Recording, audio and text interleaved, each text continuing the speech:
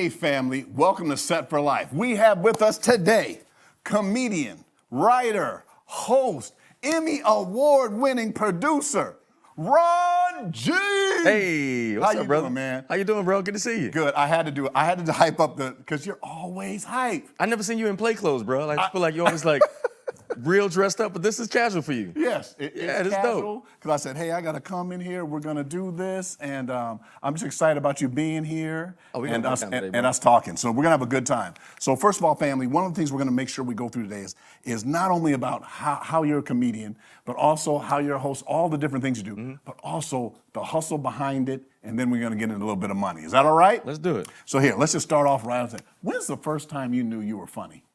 Growing up, I'm actually from Columbia, South Carolina. So how I grew up, I feel like being funny was a coping mechanism. Okay. Like there was no shame in my household. Like most people grew up with like self-esteem issues. Like everything was fair game in my household. You know what I'm saying? So my mom used to roast me and call me Bishop Headed Long and Dome Ranger. And I go to school and get roasted. I'm like, you can't kill me. I'm already dead. But I feel like how I was raised prepared me for the world. So I always had that thing, but I never knew what it was until I got into a place where I got around people. Like my cousin was a comic in Atlanta, Georgia, and he was always funny. He was like, bro, you hilarious. You ever thought about getting on stage? And I'm like, no. He's like, you should try it. So he invited me to Uptown Comedy Club, Apollo night, which is a room full of dope dealers and strippers. And every Sunday night they had a comedy show. And then I got on stage and I had one boo. I got on stage and I had one joke and they booed me. And then during the boo, somebody yelled out, kill yourself. And I remember like they turned the music on and the host came back up and he's like, man, that was terrible. Y'all show some love for Ron G. Boo, Ron, boo, G, boo, Ron G, boo. And I'm like, for some reason, I fell in love. I know it was weird because my cousin was sitting there looking at me like, I looked at him, he was like, I don't know what to tell you, but I fell in love. That moment started something that lit a fire and I'm like, I'm gonna figure this thing out. You know what? That actually is a good point. I played athletics, and one of the things that I actually like is playing away games, and you have the team that's booing you the whole time or calling it. You're like, you know what? After a while, you start saying, I'm going to turn this whole crowd around and figure out how to do this. And then after a while, they start cheering and everything like that. So then after that... And athletics is a cheat sheet too, though. Because I feel like when you play sports like football or basketball, if you get dunked on or if you get ran over in football, that's the moment that determines whether you're going to join the band or you're going to lean in and figure out what you did wrong to become great. Right, and that's one of the things in SET-4-LIFE is we want to look at when you hit something, how you react, how you pivot. So after you had that experience, what happened later on to make you be able to grow and be able to be the comedian and do things you do now? I started going to comedy clubs that let me talk. They let me get it out, and within 8 months, I got my first standing ovation. I did Fort Benning, Georgia, perform for the troops, and I got my first standing ovation. And I was like, oh, this is it. And I think, too, when I lived in Atlanta, comedy was a hustle. When I moved to LA, it became a career. Right. So you moved to, you said South Carolina, and then you moved to Finished school. The day I finished school, I moved to Atlanta. And then how did Atlanta work out for you? Atlanta was, I call it like my cocoon, because I was broke the entire time. I was trying to figure my life out. This was the moment where I call it the quarter life crisis, where you go to school for something, but your heart tells you something different, but you don't know what it is. And every job I had, I got fired from. I was an accountant. Okay, one more second. Every job you had, you got fired Every job I had, I got fired from. I got fired from the temp service. My name tag wasn't even dry, and they fired me and let me go. But I feel like... That was a sign, but go ahead. Yeah, but I also feel like that was what God used to get me not addicted to the check. Because when God puts something inside of you, when you're addicted to the check, it's really hard to make this dream make sense. Because my life is not work, church, and home. My life is auditions, interviews, trying to figure this thing out, and there's no specific path in my level of faith, because I don't know when my next check coming. I have no clue when my next gig is coming, but I've never not missed a mortgage payment since I've had my house since 2010. Actually, I've never missed a payment in ever, because God always provided. But that takes a level of faith that he groomed me for, to be able to be out here in a place where I don't have any family, I don't have a quote-unquote support system, and I had to figure it out. Right. So you moved from South Carolina to Atlanta. To figure it out. To figure it out. And you said you got fired from everything. And then, by the way, again, not stalking you, but you also have a degree in finance. Yeah. And management. Yep. And you got jobs in that area and just... But I was great with math and I was great with spreadsheets, but to me, comedy is like math. Comedy is like ABC. I have A as the setup and C is the punchline. How do I make B make sense? And I put it all together. That's how I see comedy. Gotcha. And then when you got out here to Los Angeles, Yeah. how did it kind of start? Like, were you doing comedy? Were you doing acting first? Or how did it kind of work? My rule of thumb I tell people is do your 9 to 5 until your dream makes sense. Right. And when I first moved out here, I had a job in Culver City as a sales rep. Got fired from there. Just a real crazy company. They fired me because I had to go get my brakes fixed. And it was like, if you ever leave here early before 5, I will fire you in front of everybody. And I was like, well, I got to go get my brake pads fixed, my back ones. So I can come back to work. Yeah, so I get my back ones fixed. And then the next day I came back because I got my brakes fixed. And he said, here's your last check. We don't need your services anymore. If you have any questions, concerns, or criticisms, please come see me in my office. And walked off, and everybody was looking at me. And I was like, okay. And I went home. This is telling you need to do comedy. This is all the signs, but again, I didn't do comedy enough to know that it was a career. I just knew that I was good at this thing, and I knew I was supposed to move out here, but I didn't know how to make it all make sense. Then I got a job in Long Beach. I was there for like 3 months, and this was the test where it's like, okay, what are you going to do with your career, like, since you're out here? So I got a job in Long Beach, and my friend was like, hey, I got a friend who's an agent. She was raising her son. Now she's back in the business. She's looking for a new client. Would you like to sign with her? I'm like, I would love to sign with her. Sign with her. She sent me out on an audition. I'm 2 months in on this new job in Long Beach, the most money I've ever made doing accounting. And she sent me on an audition for Checkers and Rally's spokesperson. First audition ever. I didn't know what an audition was. Like, I never had an audition before. I get to the audition. It was a 2-person spokesperson gig. It was me and this guy who was a polished actor. He was like, try our cheeseburgers. They're great. They're delicious. Sesame seed, lettuce, tomato, try them. And I'm like, oh, man, I don't like reading in public because I talk real fast. Right. And I was like, hey, try cheeseburgers. They're great. Lettuce to, and I'm just going in. Right. The lady the next day called me. She said, they love you. You got the job as a spokesperson. And I was like, what does that mean? She was like, can you go to Miami next week to shoot these 5 commercials? And I was like, well, I just started this job. I don't know if I can leave. And she was like, you don't want to turn them down. I was like, well, my mom coming next week too. Can I get some more time? She was like, I'll give you till tomorrow. The lady was like, so what's up? I was like, my mom coming next week. She ain't never been on a plane before. I said, hold on. I called my mom. I said, hey, Mom, I just got this job being the spokesperson for a restaurant that shoots in Miami next week. I know you're coming. If I get somebody to take care of you while you're here for a few days I'm going, would you be cool with that? She was like, isn't that why you moved out here? And I had that moment where I had to tell my boss, ask my boss for time off. And I said, hey, remember her name was Mary, business in Long Beach. And I said, hey, Miss Mary, I know I just started this job. I booked a commercial, kind of, sort of, in Miami. Can I go next week to shoot these commercials? She was like, Ron, you haven't been here long enough to ask me that. Tell you what, if you're not here Monday, you're fired. I just got out here. I was out here for a few months. Wasn't even out here that long. And I made the decision to go to Miami. And I shot 5 commercials, and I have not worked a 9 to 5 since May of '06. So that is a perfect example of God opening up a door and you walking through it. Terrified. And then, but also, it's also precursor from you were in Atlanta, and every job you had in the area of finance, you got fired. I was not addicted to the check. So you start walking in your purpose, and you begin to do it. Yes. And you begin to walk in it. Yeah. And then you start booking, and then you start doing acting.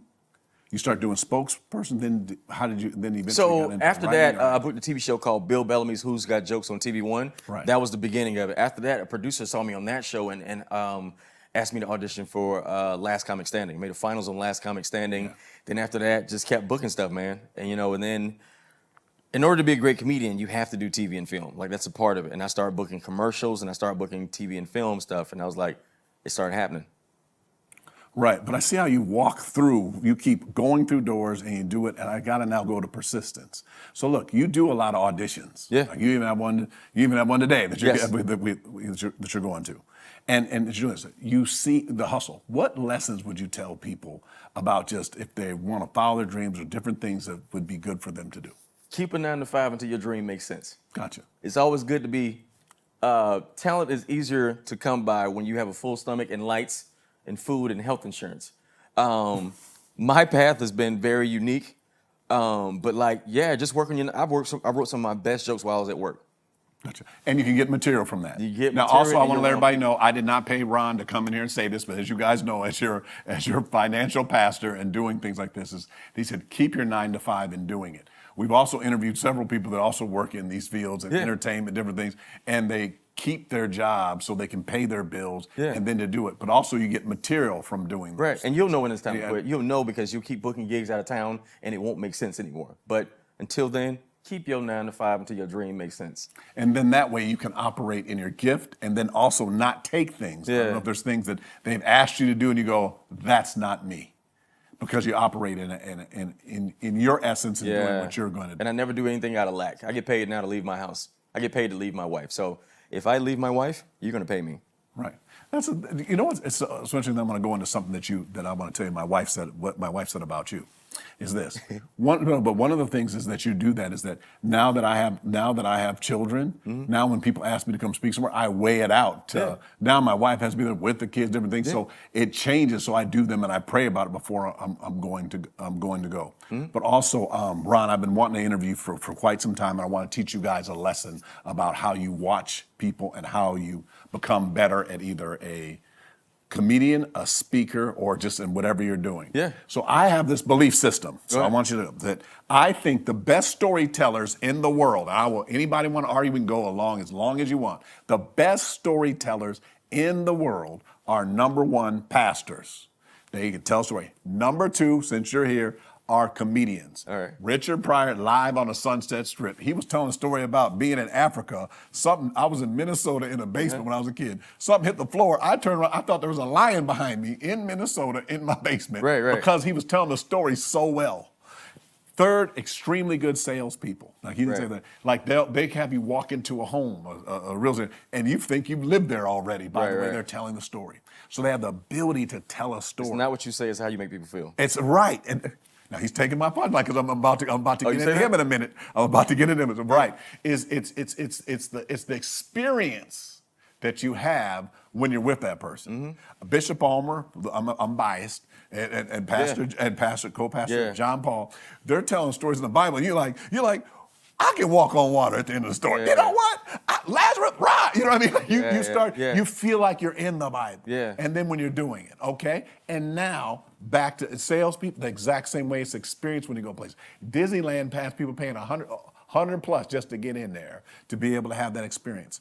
Ron G, when you get up and speak and when you're doing comedy, you're checking. You already have your material. So I want to know what are you doing? You're doing it, and then like on Tuesday, let us know a little bit of the secret sauce. Like you kind of watching them to see what's funny and what's gonna work and what's gonna. So how are you doing when you get up? Okay, want to do Comedy Cafe or you want to do Chocolate Sunday? Or then we're gonna probably. You pick the last time you got up and did it. So what do you do? Bishop, I feel like pastor and comedian are interchangeable. All right, we're gonna let that go today. Go ahead. I feel like it's interchangeable because I was told that comedians are frustrated pastors and pastors are frustrated comedians. I heard it's all interchangeable. We're using that. So Bishop is one of the greatest storytellers on the planet because one, he'll introduce the sermon, he will give his own example, and then explain it. Right. For me, my goal is to talk about what's in the room, usually when I first get there, to make everybody feel comfortable, and then I make the room small. That's why comedians say, you ever have this happen to you? Or you ever have, I'll start like, man, outside crazy. like single people, I don't know how y'all do it. Like outside way too expensive to do it by yourself. Right. Gas prices look like a reasonable credit score. Right. $7.25 for regular, like, you know what I'm saying? Right. But I'll make the room small and then I'll dig and make my point. You know what I'm saying? Especially if I say something that I know is going to hit somebody, I'll call them on what they might feel to take all the sting off of it. And the goal, too, is to make orange juice. Great comedians are great at making orange juice. Gotcha. Explain making orange juice. Meaning nobody likes medicine. But if you give them orange juice, they will definitely take the medicine because they don't taste it. So comedy is like orange juice to the medicine. So if you're going out and then we're going to, but I want to make sure we're getting this to help people. Yeah. So if you're expiring, and then, by the way, when I say if you're in sales, by the way, FYI, everyone's in sales, president on down. You have to, even though you say, oh, I'm not in sales, I'm like, whatever business or wherever you work, if they don't sell something or do something, it's not going to work. If you're a school teacher, you trying to sell 8th grade or whatever the lesson or whatever you're trying to teach is the people, and you want to work with them. And what you're saying is icebreakers. You always use comedy or just anything to make the room look smaller, like how you're saying that. Yeah. I'm saying like this. I was last week. I was speaking at a place, and a fire truck pulled up right when I was getting ready to speak, and they said, "Everybody leave the room!" Da da da da. And everybody was all panicked, and there was a big long line. Everybody trying to get in, and then the the manager of the hotel walks in and goes, hey, it's okay, we fix it, and then it starts. And I said, hey, everybody, when the fire truck came, I called my wife. Everybody goes, why? I said, because what I got to say is on fire. And everybody laughed, but the thing was, they were relaxed. Right. And then we can start. Right. And humor makes people be able to get in a position where they can laugh about, because there's a lot of, you said outside crazy, there's a lot of crazy things going on and how to do it. But hey, I want to go back into some projects you do. Yeah. Also, one other thing about you, I think is really, I'm not laughing at you for this reason. Okay. You're very transparent. You get up and just say, hey, this thing is, hey, you get up and say this. And then I want to ask you how you get permission from your wife. Yeah. No, the superpower is that and with your wife. You get up and say certain things and then you're just okay with it. And then also, you guys, this is a true story. He has a podcast with his wife, and his wife was saying this. This is what type of man I like. And he goes, no, you don't. That's not me. Argue with his wife on the show. I'm like, okay. The disrespect. So how did couples, like, tell us a little about So Couples Couch. One, I had a game show we did during quarantine. Our first 6 months of marriage was normal, and then after that, it was all quarantine. So we did 5 years of marriage in like 2 summers. In order to meet cool young couples, we did a game show online called Couples Couch, which was super cool, and that's how we got to know other couples. But then it was over at like 8:30, so we was like, let's do Q&A. So Q&A, I call it Q&A with Bae, where basically me and my wife would talk about our ugly in front of everybody. And so one thing about my wife is she always keeps me honest. So if I ever say something and she'll keep me honest, and you can look at her face and see if I'm lying or not. And so we talked about a lot of cool topics, from dealing with friends of the opposite sex, me dealing with my depression, her being in my space, dealing with depression, and just conflict resolution. And I just feel like nobody talk about that, especially like church tells you should get married so you don't burn with sin, but they never give you the tools to like walk through that thing and figure out how to do it when you're there. So I wanted to be that, because I feel like that's something I wanted to give people, because, again, everybody tell you to get married, but they don't tell you what to do once you're married. Right. Yeah, there's this book, it's called Before I Say I Do, and we do there's something called premarital counseling. Yeah, they need to have after married counseling. You know what I mean? You in the fire? Right. If you need help.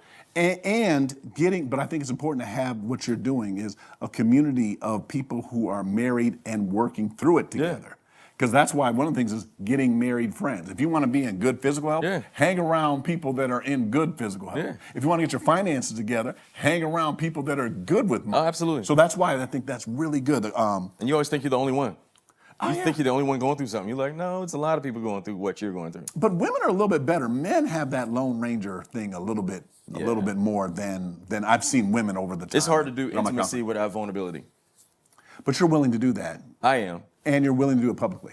Yeah, but for men, I feel like that's a very tough thing. Again, like there's no intimacy without vulnerability, but we all long for companionship and friendships and stuff like that, but you can't get it unless you let your guard down. I think that's a cultural thing, too. But one more thing about you, though, too, also in this, is that, and then one thing I like about you, also, by the way, me and Ron are friends. One thing I like about you is that you don't have an ego when it comes to financial things. No. So if you want to disclose what type of car you have or anything like that, or what type of car that you drive. I got a Prius, is what it is. All right. No, but y'all, I thought he was going to say he had a Bentley and do all that stuff. Nah. No, right, because I drive too much. Anything else is ego and vanity. I personally don't care. Right. No, I just, I have a minivan, and all the time I was always bragging about it. I was always saying, hey, man. You remember when everybody was driving people to the SoFi Stadium? I was like, I'll give any Bengals fan, I named whatever the away team was. I'll give you a ride for $30. A car parked right out here after church. If you want to ride, let me know. Is that there's no ego wrapped up in your thing. So now I just like to talk to you a little bit about finance and everything. So let's talk a little bit about money. So let's go income and everything. I want dollar figures income. Like, what are your streams of income, or how do you view income of this way? Well, I said I didn't know comedy was a career until I moved to LA. And so when I got here, I find myself booking commercials. I do warm up for TV shows. I host a lot of shows. I do stand up. I'm an actor and do voiceovers, podcasts, and I get a check every day from something that I've done in the mail. So 2 things about that. I did a seminar a long time ago, don't say I'm old, called Money in the Mailbox. And I said, let's look at how you get money in the mailbox, like rent checks, different things like this. Now it's Zelle. Like you say, you get a check every day. Now I'm sure it's wired to you as opposed to like it was before. I get checks too. Right, I get checks. Part of the union. And we ain't turning down nothing. We ain't turning down none of those. But you see, for you to do that, you had to plant something in order to reap. a harvest. So like, what's your mindset behind this? So you're like saying every day, you're open to things that are comedy. Yeah. You're open to things that, gosh, that warm-up thing and hosting. TV warm-up, I'm learning so a lot about that. So much money. All right. And So people much are money. doing it. But just wait, y'all. I travel and do speaking, all right, and I do public speaking. But then you know what also happened is I started hitting these things where then the pandemic hit, and I started doing seminars over Zoom, and they were bigger. Because like the people, I was supposed to be in Alabama doing this, shout out to Bishop Moody. There's supposed to be 300 people there. Then the people told the people in Atlanta, their parents, and they told people, and then it was bigger. During the pandemic, did your checks all stop, or did you do any pivot, or did you do anything different? Yeah, I panicked because my entire world shut down. And for me as a comic, being around the energy is everything when you're doing stand-up. That's how comedy is listening, learning how to know which direction to go based on the audience. But the cool thing is I started doing corporate Zoom shows. Corporate Zoom, right? Yeah, because people were at home with their employees, everybody working from home, and they wanted to treat their employees by having a corporate show. So I made a lot of money doing corporate Zoom shows, and a lot of that came by referral. They were like, "Oh, you're hilarious. I got another friend who has a company, and they want to, give a little happy hour for their employees, and I'll send you over." I'm like, "Please send over my information." Right, but you see that though. But I just want to say this. I'm giving you a compliment, but I want to teach you this: is that be open. If I go somewhere and speak, I expect to get 3 speaking engagements out of that. Absolutely. And so there's just certain things that I do, and you guys know I taught this to my kids. Be on time, like show up early, just start doing things. Be really likable. Like when I come places, I just say, just water's fine. I'm not a deep, I don't ask for anything or, I don't show up with no pit bulls. Nothing wrong with that. I ain't got no shit. I have a very easy to get along. And then you also do that. I think that is good. And you get other engagements. Oh, of course. You know why I asked you that question is that I just ministered at a church out I don't even know if you know Whittier. I ministered at the church, and they ran the commercial, and they said, "I hope you enjoyed last week. You enjoyed Ron G." And I was like this. And then they go, "Pastor George." I said, "Oh, I know Ron." I didn't have, but I had to start. You know what I mean? Like the thing. So there's been a few times where I've been somewhere, and you've been there right before. Right before me. Yeah. And thing I learned from my pastor in Atlanta too, man. After church, he would just stand there, and everybody would line up and just speak to him, and he would make everybody feel special, shaking hands. Being a politician, even when somebody walk up, he's like, you know what I'm saying? I'm talking, and so I started doing that at comedy shows. Particularly, I hosted Chocolate Sundays at the world famous Laugh Factory, and so after the show, I would stand by the door and I would shake everybody's hand and thank them, and it made them feel like I know you. And for me, I feel like that's a part of what makes me special, where people feel like, oh, you're a cool guy, even though you're hilarious too. Yep. I'm gonna say that, and that's back to how people make you feel. This is great. I hope you learn something from this, because this is helping me. I do that on Sundays, and then I stopped. Monkeypox. I'm not blaming my wife. I didn't blame my wife. Okay, yeah. My wife told me I can't do it till it's legal. Of course, But I do the whole thing. But I greet people on Sundays, and you always are reaching out to people. And no, I've always seen how you do that. And you also know that is that people always ask you when you came in here. Our staff, hey, remember I saw you at the other event, because they always think they know me or from the thing, and that's really good. So always reach out to people and do that. Hey, so since we talked about pastors, can we talk a little bit about two-piece and how that happened? So he actually has a podcast with a pastor. So I guess my question is, what's it like? Pastors. What's it like doing a podcast with a pastor? So doing a podcast with a pastor actually is dope for me, because my brother, my friend, my partner in crime is Donald Bell, which is. He used to be a pastor here, and then I was joking with him the other. I gave him a hard time. So I should say this on That's the my thing. dude, man. He ran that singles ministry here, and I'm gonna get in trouble for this, but it was Club Faithful when he was running it. That dude changed my life. Yeah, and he changed my life on a personal level, and his teaching level, and that's why one of the reasons about very little orange juice, all medicine. Yeah, he's gonna tell you. Changed my life. So tell us a little bit about the show. So I came up with it. I was dating this young lady, and I had some premiere for something I was having, and she was like, "You should have a viewing party at the house." And I was like, "I don't let people in my house." She was like, "I don't know why, but you should invite your friends over." So I invited over like 5 of my homies, had a good time. After it was over, I thanked everybody who came, and I was like, "Thank you specifically, because you were in my life because of this." And I went through around the room and like told everybody what they meant to me, and they got to get all emotional. And then somebody else stood up and was like, "Yo, I appreciate you, bro," and blah. And then we call it tacos and tears because every man there had their own moment that we were all going through stuff, but we never talked about it. We always give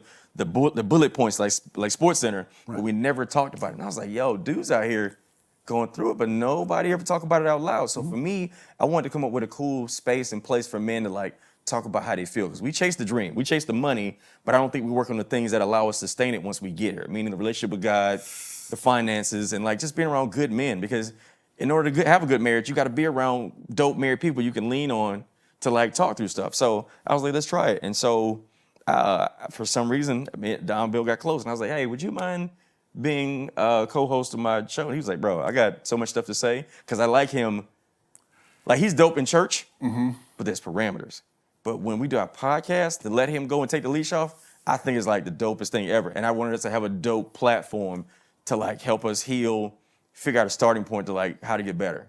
I love it how he's doing that. So, you know, I didn't interview him, but me and him were having this conversation at this pastor's conference, and I brought you. I said, hey man, I said, yeah, you know, Ron G. I said, I talked about you guys doing the two pieces, and he said that the thing is that you're adding the comedy, but then you're speaking from the standpoint of questions that a guy has. Yeah. And he's telling you that, but he's vulnerable also because he's going through some of the same stuff. Can't teach unless you go through it. That's why you do it. And you guys know you have different levels in life, struggling and sinking, steady. You guys know this from solid, surplus. You're going through different levels. It's great to have men, if you're men, to walk through that together, women to walk through that together, but just having a community to do that. I think that's really, really good. Hey, look, our time is getting a little bit short right now. So, hey, can you tell me a little bit about some of the projects you're on? And then again, I'm not stalking you, but can you talk a little bit about working with CNN, the shades of So I wound up getting I did a music festival. I actually didn't want to do it because the money was funny,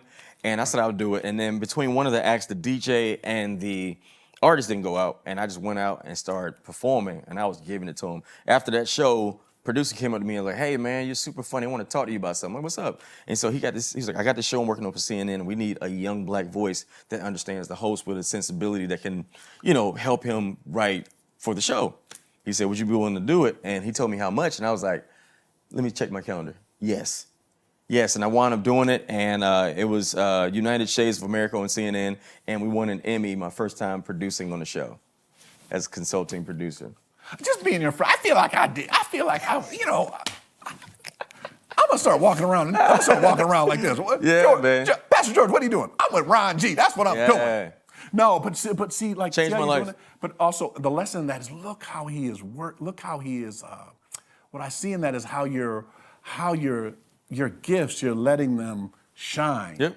Somebody out there, look, if you let your light shine, there'll be people that'll sit down and tell you, you can't do this, you can't do that, and all this stuff. Actually, wait a second, y'all. If anybody has haters, write down what they said and make that your mission statement. Like if they say you're not that, just do your thing. But no, you're always you. When I see you doing comedy. Yeah. Also when I see you hosting, you know, like the whole thing. And then y'all, I'm saying this about all comedians, but especially Ron. If you are sitting in the audience and you move funny and do anything, Ron is gonna. But that's a good thing. I don't mess with people unless they do something reckless. Right, not that, but you do it to make it funny. Yeah. But you cool with them and all this stuff. I'm saying compared to other people doing it. Okay, so that's that. But then also, I saw you I saw the Super Bowl. Yeah, had a Super Bowl commercial, national. And basketball. So yeah. Can you tell me a little bit about some of the So I booked I had a Super Bowl commercial, which was like, I think my second Super Bowl spot. Aired during the Super Bowl and when LA won, and I feel like my phone just blew up. I got like literally 1,000 text messages at one time, people saying, you know, great job. And then I booked a Chicken Place restaurant commercial along with another very popular carbonated beverage commercial with Klay Thompson from Golden State Warriors, man. And that was another spot that I ran, and I've been getting a check from that since last December. Right. So do you guys understand that? That's residual income and everything like that. Yeah. And we're gonna have a part 2 one day. We're gonna talk about how we gonna invest that money. We're gonna see he planted a seed, it got a harvest, we're gonna replant it, and we're gonna build out a whole field. I'm sorry, I got excited. Don't worry, I'm gonna stay focused though. So then you're working on that. Then also, you do some things also on, let's use TV, some other things that. Yeah. So I got I got a movie coming out with Tom Brady called 80 for Brady. I'm in that. Also got another movie coming out with Machine Gun Kelly, MGK, for the people that's not your generation. Don't even worry about it. And then also I got a TV show. We just shot season 2 of Partners in Rhyme with MC Light. Right. I play her brother on a TV show it's on WeTV. Okay, gotcha. Yeah. So you're doing that. And I'm not saying this to have you brag. I'm showing this that it's because you're open and that you're at these opportunities. Yeah. And there's is there any advice that you would give somebody that's like starting off in this, that's kind of in this industry, and they may be at different levels, and then they may be either discouraged or they're saying they're going to do certain things, just some certain things that they just want steps they want to So one is the fear. Fear is such a thing where if we live by faith, like I feel like we got to really be the example for it. Like it's easy to talk about fear when you at a comfortable job, but when you actually doing what you're called to do, it's going to be uncomfortable and it's not going to be work hours. You know what I'm saying? So leaning to that is very important. Also for me, like really trusting God with the details. Right. Like for me, again, like I said, I never know when my check is coming, but I trust God and he'll always take care of me. Right. And as believers, you got to be reckless with your gift. He gave you this gift on purpose. Going to your job and complaining about Mondays is such a disservice. And don't make God so small. I feel like we make God so small. We make him the God of the weekend. Like, man, I can't wait to get to the weekend. Versus like, no, God is literally the God of everything. Right. When I tell God, like, look, I want to make $1 million a weekend and do TV and movies for the rest of my life when I feel like it. Right. So I can be a great dad and a great husband during the week. I told my God can do that. Right. But I feel like we're just like, oh, I just want to pay this bill. Like, no. Yes. I want to own a production company. Small, and create projects for myself. My God is that big to do so because I've seen it done. Right. In the Bible, then I'm going to have you interpret, then since you said pastors, and the Bible says in Philippians 4:19, it says, my God shall supply all of my needs, according to his riches and glory. So what that means is that God's going to supply all your needs. I didn't say needs, according to his riches and glory. What that means is he's already got it. God is not looking for something to bless you with. It's like he has a vault. He just opened up. He's saying, now let me bless you, but you got to be in position. Yeah. So what you are doing an example of, I'm going back now, I'm picking on you.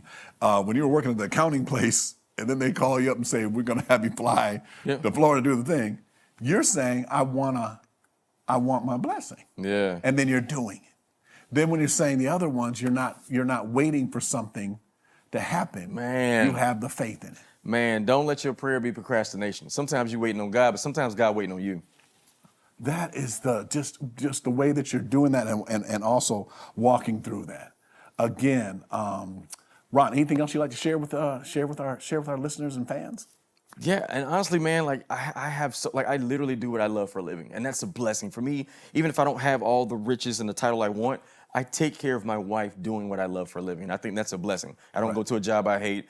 I don't care about holidays because I'm trying to work on the holiday. I want to work on New Year's. I want to work on the big holidays because I really enjoy what I do. And I feel like that's a part of life, God giving you the passion to do something you love. You don't care about what day it is. You just want to do it and take care of your family. So I feel like that's the thing that makes us rich. Good. Hey, last question, financially. Just got to ask. So when you make money, then what do you think that about investing or just what you should do with your money after you tithe and then obviously, you homeowner, car owner, everything. What are some things you think people should make sure that they do? So for me, I want to live where I could shop and travel the way I want to. I don't want to have to go to work. And so for me, I work when I want to, and I make my own schedule, and I am my own boss, So that's up to you to do so. And for me, I say, as long as sitting on your money, I don't think it's a very smart thing. You got to invest it, which is why I'm friends with you. And I want to know, I always want to be a student of life and learn how to handle my craft and also my finances as well, which I feel like this program is such a dope thing. Right. One thing about it is that's really important is that the questions you ask, like when you talk to me about finances, that